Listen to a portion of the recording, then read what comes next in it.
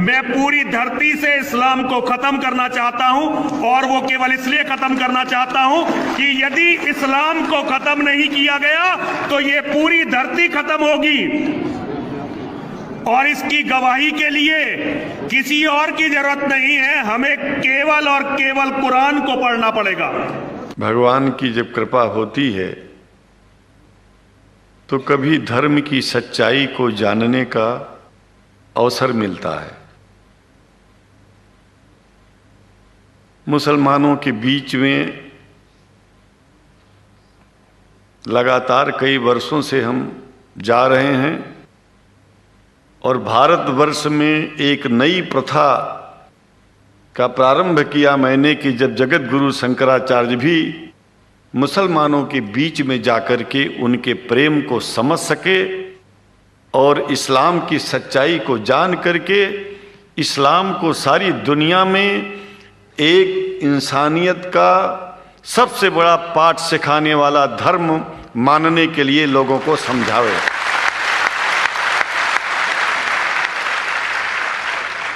जब लोग इस्लाम को बेदर्द, मुसलमान को बेदर्द, तलवार के जोर पर चलने वाला धर्म बताते हैं तो अगर शायद धरती में कोई दुखी होता होगा तो सबसे ज्यादा दुख मुझको होता है।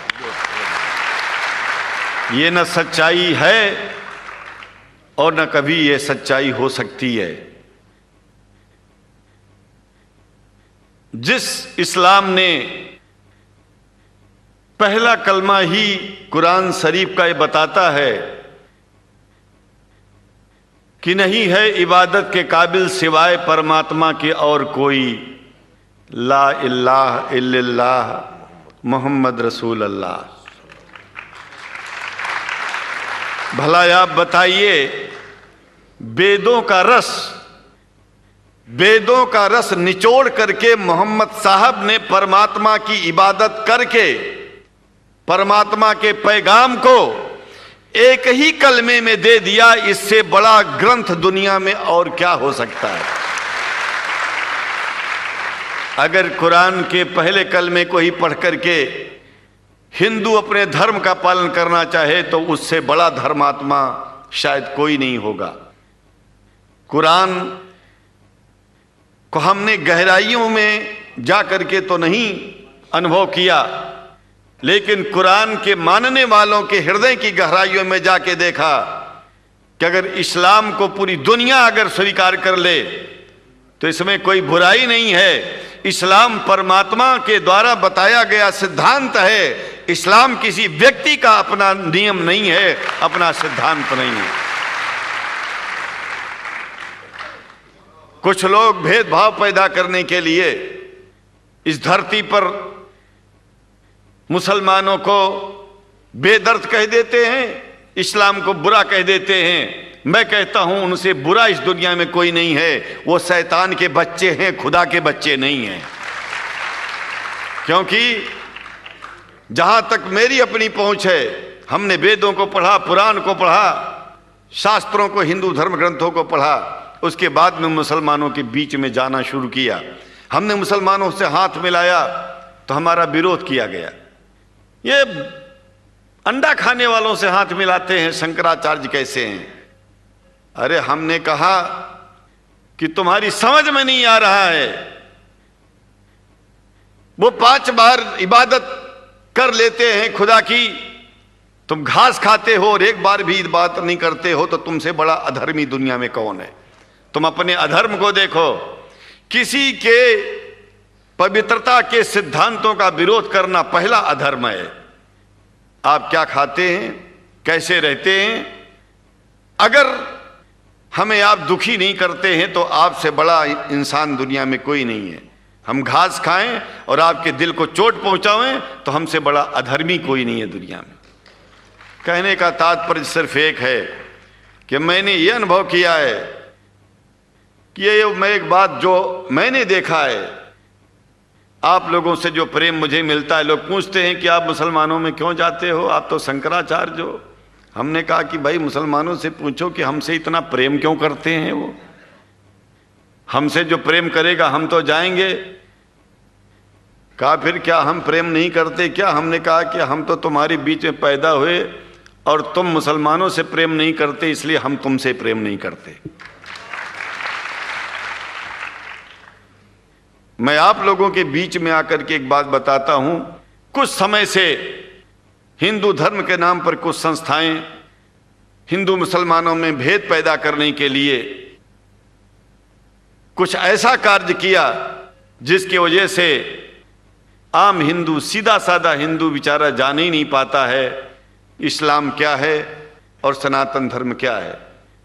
सनातन धर्म और इस्लाम में कोई भेद नहीं है और हिंदू धर्म तो कोई धर्म ही नहीं है।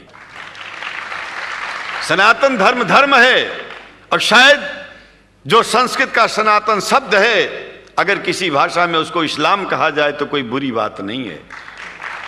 इस्लाम और सनातन में कोई भेद नहीं है, क्योंकि परमात्मा एक है, परमात्मा सबका है। ये संदेश ऋषियों मुनियों ने दिया और यही संदेश परमात्मा का भेजा हुआ संदेश स्वयं हमारे मोहम्मद साहब ने इस पैगाम को हमको दिया। तो हम भेदभाव क्यों करें? यहां पर भारत का मुसलमान, एक बात बिल्कुल मैं स्पष्ट बता रहा हूं आपसे, अगर भारत का मुसलमान सो गया तो भारत सो जाएगा। इसलिए भारत को जगाना है तो मुसलमानों को जागते रहना पड़ेगा।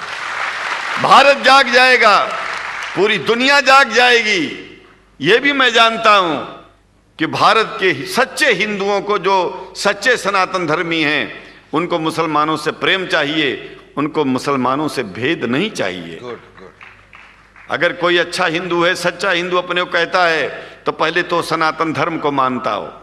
अगर हिंदू की परिभाषा सनातन धर्म से हट करके कोई परिभाषा है, तो ऐसे हिंदू धर्म को मैं तिलांजलि देता हूं। हिंदू धर्म कुछ नहीं है। फिर हिंदू धर्म वही है जो वेद को माने, पुराण को माने और सनातन को माने। सनातन धर्म धर्म है और उस धर्म को न मान के अपनी एक नई व्यवस्था चलाना शुरू कर दे, इसका मतलब यह है, और नाम भगवान का ले। एक बात और बता देता हूं, भगवान कोई आदमी की तरह नहीं है कि रोज रोज नियम बदलेगा। रोज रोज नियम बदलना आदमियों का काम है। हमारे पूर्व प्रधानमंत्री साहब, मुझे दुख होता है कभी कभी, यद्यपि लोग ये न समझ बैठे कि मैं उनका विरोधी हूं। विरोधी नहीं हूं, लेकिन उनको खुद सनातन धर्म की परिभाषा नहीं आती है। विदेश में जाकर के हिंदू धर्म की गलत परिभाषा कर दी है। और हमको सबको ये दुख हुआ कि किस स्कूल में जाके पढ़े हैं ये।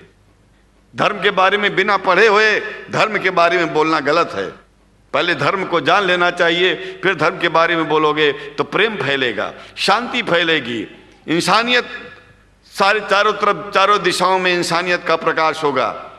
और मैं तो कहता हूं कि अगर शंकराचार्य लोग सब मिलकर के इस विचार में स्थित हो जाएं कि सनातन धर्म वो धर्म है जो इस्लाम से अलग नहीं, इस्लाम वो धर्म है जो सनातन से अलग नहीं, और जो भेद पैदा होता है या राजनीति में होता है, साम दाम दंड भेद, ये राजनीति में है, धर्म में नहीं है।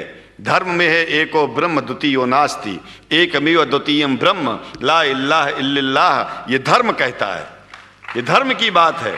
इसलिए हम भगवान की आराधना करते हैं, उपासना करते हैं। परमात्मा एक है और परमात्मा बार बार नियम नहीं बदलता कि धरती पर इंसान बदलते जा रहे हैं तो परमात्मा अपना नियम बदलता चला जा रहा है। ये एक बात याद रखिएगा, जब से शुरुआत हुई होगी और जब तक ये दुनिया रहेगी, ईश्वर का सिद्धांत एक था, एक है, एक ही रहेगा। मानने वाले आपस में भेद पैदा करें तो इसमें उसका कोई दोष नहीं है। दोष तो उन लोगों का है जो लोग भेद पैदा करके प्रतिष्ठा पाना चाहते हैं। खास करके इतना जान लीजिए, धर्म भेद को मिटाता है और राजनीति भेद को बढ़ाती है। राजनीति का स्तर केवल राष्ट्र की व्यवस्था तक है और धर्म पूरे विश्व के लिए है।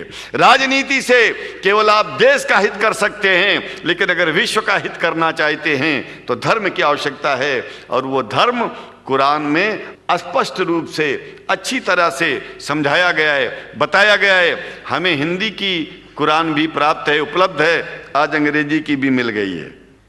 और हम तो चाहते हैं, हाँ, कुरान शरीफ सारी दुनिया में अगर इस ग्रंथ को पहुंचाया जाए, और पहुंचाना चाहिए, मैं तो मुसलमानों से एक जरूर बात कहूंगा कि आप लोग एक चीज का ध्यान दें। आपके पड़ोस में जिस भी भाषा को जानने वाला व्यक्ति रहता हो, जिस भी भाषा को, कोशिश कीजिए कि आप इस कुरान जैसे पवित्र ग्रंथ को उसको उसकी भाषा में पहुंचाइए। और मेरी समझ में सारी दुनिया में एक कुरान पहुंचेगा तो सारी दुनिया में शांति होगी, सारी दुनिया में अमन होगा, और सारी दुनिया में ऐसे ही इतने प्रेमियों के बीच में शंकराचार्य को पहुंचने में और बोलने में कोई दिक्कत नहीं होगी, संकोच नहीं होगा।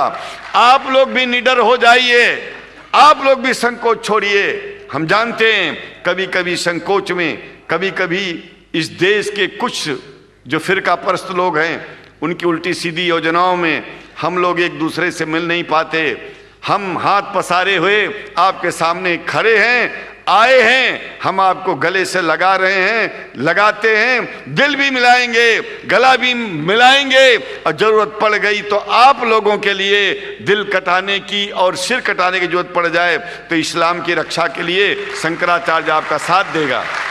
क्योंकि शंकराचार्य जानते हैं इस्लाम धोखा नहीं है, शंकराचार्य जानते हैं इस्लाम बर्बादी का रास्ता नहीं है। शंकराचार्य को पता है कि जो वेद में लिखा है वही कुरान में लिखा है, इसलिए हमारा धर्म नहीं छूटेगा, हमारा धर्म और आगे बढ़ेगा। अगर हम मुसलमानों को अपना सगा मानते हैं तो मुसलमान परमात्मा का बनाया है, आदमी का नहीं। हिंदू जो अपने को कहते हैं वो भी जान लें कि वो परमात्मा के बनाए हैं, तो मुसलमानों से भेदभाव करना बंद कर दें और हमारी तरह सबसे प्रेम करें। डॉक्टर लखनऊ साहब, देखिए मैं अपरिचित था, जानता नहीं था, और मैं बड़ा प्रसन्न हूँ कि वो समय निकाले और यहाँ आए। उनको तो मैं धन्यवाद क्या दूं, मैं तो ये चाहूँगा कि परमात्मा उनको शक्ति दे कि हम लोगों को सबको ऐसे ही सुंदर दिव्य बड़ी सभाओं में संबोधित करते हुए और हम लोगों के ऊपर वो स्वयं कृपा बनाए रखें और हम उनके साथ रहेंगे, जहाँ भी जरूरत होगी सदा जीवन में उनका साथ देते रहेंगे। इन्हीं शब्दों के साथ जीवन में अब जब भी याद करेंगे, जब तक मेरा शरीर है हम आपकी सभाओं में आते रहेंगे।